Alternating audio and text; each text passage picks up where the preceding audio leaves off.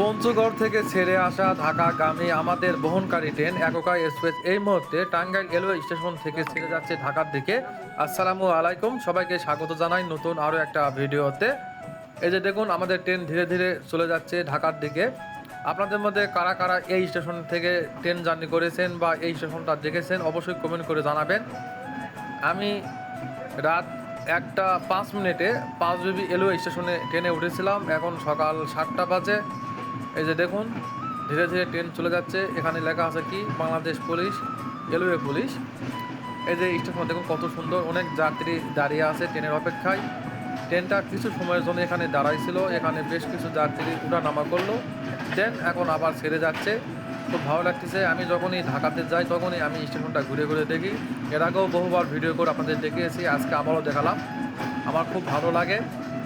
এই যে দেখুন, আমাদের ট্রেনটা ধীরে ধীরে চলে যাচ্ছে। মাশাআল্লাহ, অনেক বড় একটা প্ল্যাটফর্ম। আপনাদের মধ্যে কারা কারা এই স্টেশনটা দেখেছেন বা এখান থেকে ট্রেন জার্নি করেছেন অবশ্যই কমেন্ট করে জানাবেন। এই যে দেখুন, এই পাশে মাশাআল্লাহ টাঙ্গাইল লেখা আছে।